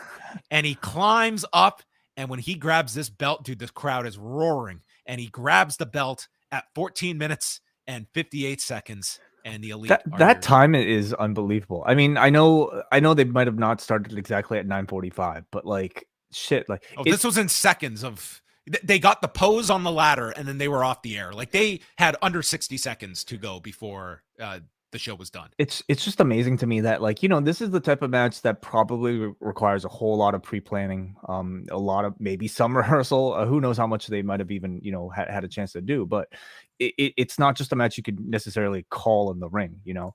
So like the fact that they were able to get through every single one of those very carefully planned spots, yet somehow still end on the mark of a time cue is really there's no excuse for anyone else on these cards going over their allotted time if these guys are nailing it on 15 minutes to try and deliver an all-time classic ladder match. Yeah, this was unbelievable. Credit to you, John, for doing a great job of trying to recap this insanity. They crammed, it feels like, an hour's worth of action inside of 15 minutes, and it's a pace that was everything you'd want out of a trios ladder match, and that's something like you can't think of a better pairing to establish what this trios division really should be about. Like nonstop action, just like boom, boom, boom, boom, boom, big spots here and there. These should be spot fest. Obviously, they're a little bit better when you take it to the next level and add a bit of story. Who knows if like there were supposed to be a bit more elements of that. To me, maybe that's what something was missing out of this that I might have wanted to see to really take it to the next level. But I mean, fuck, for 15 minutes with this amount of like creativity and action, you cannot leave unsatisfied. Yeah. Do you have a favorite match of the series?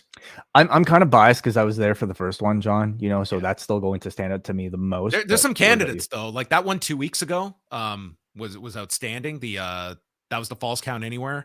That was probably my number 2. I still do go to the first one. I mean, that was just unbelievable, the first match. But man, in a different era, I would be putting out like a DVD with the matches, and I would want commentary or something over each match. You could have an English one with the Elite. You could have a Spanish option with the Great Death Triangle and Pac involved too. I really hope they do something with this series that like kind of immortalizes it in company history, because it's like good luck ever following this best of 7 series when it comes to match quality. And I hope they build this up as something historic in the company's history. I'd love to see like a documentary about this, like a 30 for 30 at some point, about this and just talking about tie it into the whole comeback of the Elite, why they were gone and then coming back. Like that's how this started, their first appearance back. Agreed. And also, the Pac's injury. Kenny. Dude worked with a broken nose for 6 of the 7 matches. Kenny having one of the best matches of all time in Japan. Right. On his, on his week off. Yeah. It's unbelievable, really. Yeah. Tremendous series, unbelievable series of matches. I had no issue with like going 7 and getting 2 months of these matches on television. No, like let's remember, take us back a month or two before when they announced this. I think there was some trepidation from people wondering how they're going to stretch this thing out. Will we be sick of it? I think if they decided to go an 8th to next week, I don't think many of us would complain. I think you've done such an amazing job that if they do this in a year, like maybe at All Out next year or something, like when they do this again, they should wait a long time. But all you have to do is announce this match, and it's going to be this legendary thing that you have created, this all-time rivalry. And more importantly, I think having the Elite win these titles, it allows them to make these main event titles, like something that, which was always the plan. Yeah. Which was why you created a trios division in the first place. You're not doing it unless you have Kenny and the Bucks leading it. Yeah. I feel these should be 1A and 1B with your AEW championship. Like these are the titles that you can, are main event belts in a company that has a sea of titles, but only 2 titles that I think are truly at a level that you can headline and sell pay-per-views with. Like you have the division that you have the guys to lead it. Now we wait to see who the challengers are, who the next serious contenders are. And what do you think, John? Yeah, I mean, that is one negative in the sense that during this whole thing, you have not been building up those other trios units. Like they exist, like you have your House of Blacks, but it's also like getting them in place to be. They're on their way. House of Black. The presentation is already so main event level that like, I mean, that's already a pay-per-view match you could promote tomorrow if you really wanted to. Elite versus House of Black. Trying to think like what other trios are. Blackpool Combat Club, of course. Eventually, whenever like they're done with sort of their individual singles challenges, and Mox has caught a ton of fish. So give Moxley a bit of a rest before you put him into this. But yeah, there's a lot of options. There's a lot of money to be made, like with the Elite versus Blank. A great edition of Dynamite, and they continue to put on these stellar shows, and this is going to be one of those very interesting numbers because this was a pay-per-view. Like this was a pay-per-view level card that had a pay-per-view level build behind it. Like this was 2 months of build towards this ladder match. This was a major Danielson match. This was a big pay-per-view style build-up for Page and Moxley. And we cannot discount the curiosity about Mercedes Mone. That was part of it too. Yeah. the line, being put in there by through Britt, we should say, not by Britt, but through Britt last week. I mean, we can always speculate whether or not that was intentional to maybe spark that little bit of interest towards the show. Maybe they're banking on the fact that this show was going to deliver, that people weren't going to, leave disappointed. But either way, I think if the number does well, I'd be curious to see what the rating is, particularly for that match in that quarter.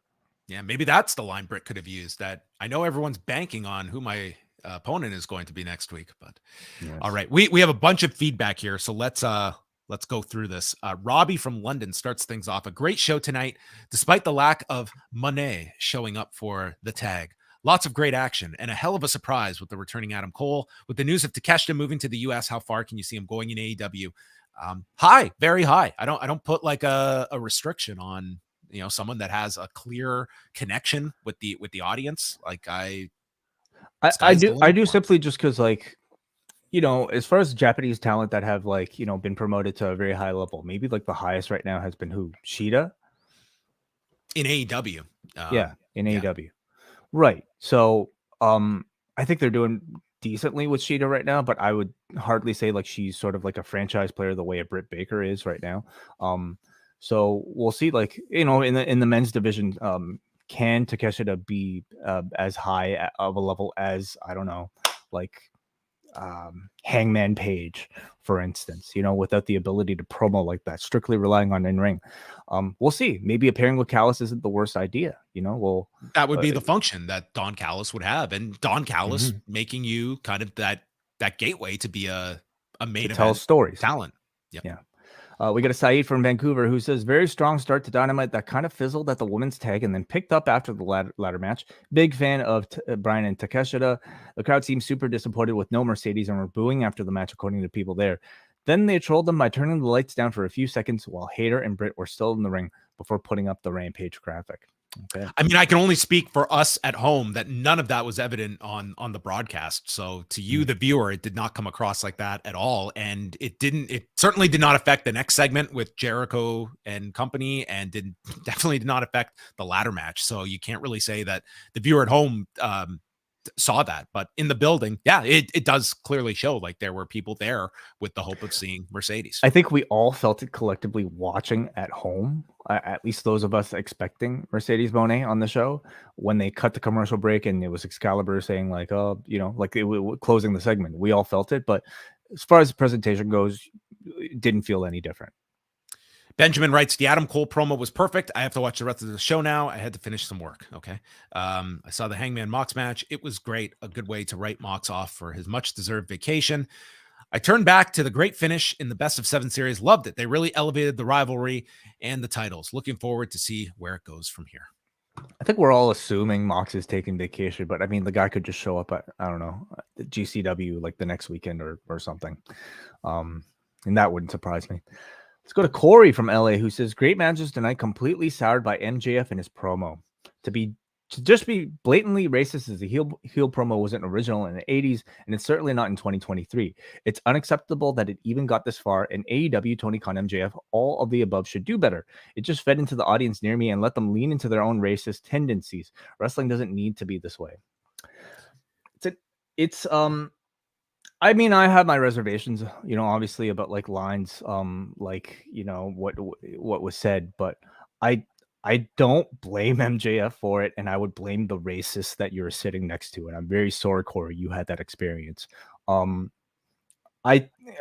there a responsibility for the product to try to prevent reactions like that? Perhaps. I just felt like tonight though was like in wrestling much.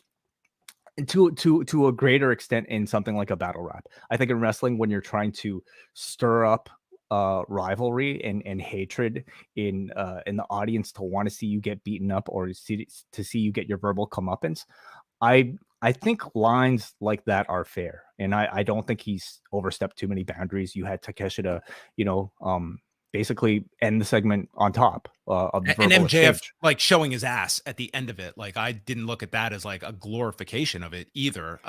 It's always a risk, of course, depending on the town, because you could have he could have incited a take a shit a chant, from this audience, but this was not an audience that was playing along like that. And I think maybe you be selective about where you deliver promos like this.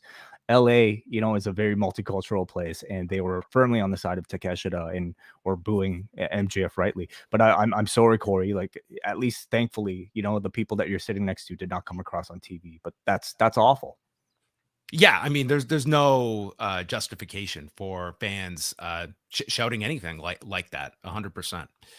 Johnny from Saskatoon, great show tonight. This is my first time seeing Dynamite in its new setting, and I feel like the camera production has improved quite a bit. The LA crowd showed up big time. Both Moxley, Page, and Danielson Takeshita were great, hard-hitting matches. Takeshita matches are always a treat, but I feel like he's somewhat utilized as a showcase fall guy, for lack of a better term.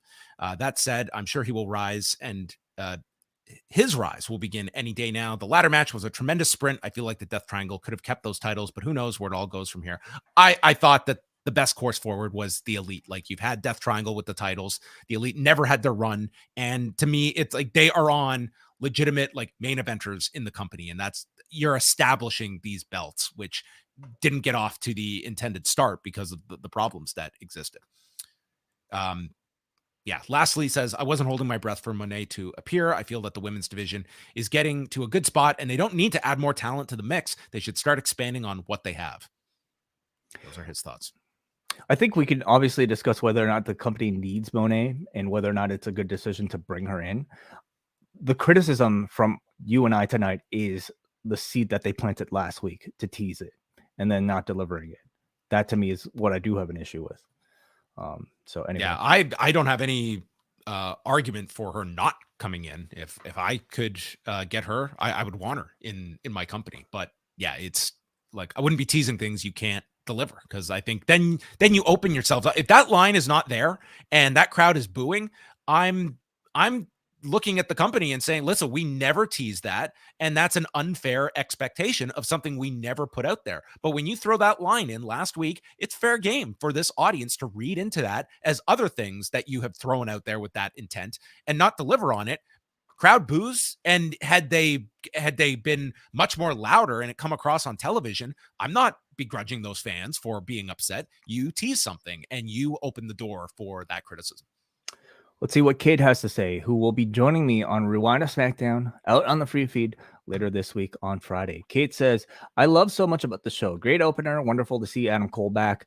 Excellent match between Takeshita and Bryan that legitimately got the crowd cheering for the both of them, and a breathless finish to the best of 7 series that ended exactly as it should, with Kenny getting the win for his team. I'll forgive them for not having Mercedes, but the way the women's match unfolded left me wondering why they bothered with the mystery partner angle at all, rather than just have it be a story of Saraya trying to choose between Toni and Cheetah. And what the hell was with the 2 front row tickets that Britt gave to Saraya, the ones she insisted on bringing up in an interview this week? They set up 2 angles they couldn't pay off in any way. Too bad, because the women had a really good match that's going to be remembered for bad reasons. And then they followed up with a segment where the babyfaces mocked one heel for not being able to control his wife and another for having a speech impediment. Now I kind of want to see Jake Hager kick Stark's ass, which I was not expecting. 2 misses that hampered an otherwise excellent show. Yeah. Yeah, you go first. Well, I totally forgot about the front row tickets aspect of it. I mean, that's something they didn't even bother, addressing. Ken Jeong and Freddie Prinze Jr. Were they going to be the mystery? They weren't seated together. They were individuals. The tickets that they got. Yeah, I'll be honest. Like the Andretti promo, like the whole like controlling his wife bit. Like I didn't take that. I didn't think that was a great direction for him to go to. I think when it comes to Hager, I don't think anyone looks at it in a complimentary way towards Jake Hager. I think they make that kind of part of Jake Hager's characteristics. That lisp, you mean? The lisp, yes. Yeah, I know what Kate means. Like, it's, like, what if I had a lisp and I was listening to that, with the guy cheering somebody else, like making fun of a dude's lisp, right? It's a tricky one. Again, it goes back to maybe some of like, that MJF promo where like the goal is to trash talk. And I would certainly excuse more of that sort of trash talk from a heel delivering it to a babyface who would ultimately give the heel his comeuppance. I can understand it, but it wrestling is sort of in a bit of a weird space where like, what's stepping too far, for inciting heat in rivalry. And for some people, it might have been this line, and I think you're perfectly fine to feel that way. I think it's pretty clear that like this thing was intended for somebody as big as a Mercedes Mone. It might not have been her, but I feel relatively confident in speculating that this was going to be set up for something big like her. And maybe at some point conversations fell through or just aren't finalized yet. Manny from Pacoima, second live Dynamite was amazing. Great show from start to finish. I almost lost my voice when Adam Cole came out. I don't know if it came off on TV, but Toni and Saraya were acting a bit heelish at the start of the match. After the match, some music hit and the lights went out, only to show the Rampage matches, and the crowd began to boo, thinking it was Mercedes. Don't know if it was shown on TV, but Yuta came out to help Moxley walk to the back. Yeah, that was during the break, which we did not see. Okay. Looking forward to Supercard of Honor in LA. I noticed the heelish sort of tendencies too, so maybe they'll play that up. Let's go to Chris from Yonkers, who says, good evening. It was a solid show top to bottom. Even the low points weren't necessarily bad to me. The JAS Stark stuff and Andretti promo wasn't any of their best work, but I wouldn't say it was terrible. And even the lack of Mercedes in the women's tag didn't bother me since I wasn't 100% convinced she was going to show up.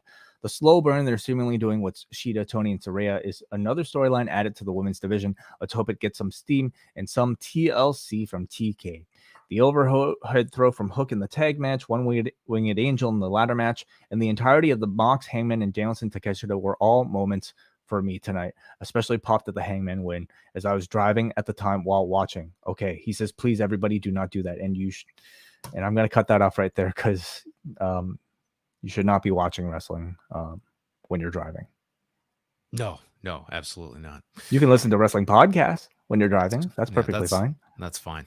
Okay, I'm going to go to Cody from Maine. Mixed feelings this week. The in-ring was fantastic, as was the surprise return of Adam Cole. I'm glad he didn't turn heel by the end of the segment. Yeah, that would have been a bad idea. The lack of Mercedes Mone, forego the boss line from Britt, and what they did would have been perfectly fine.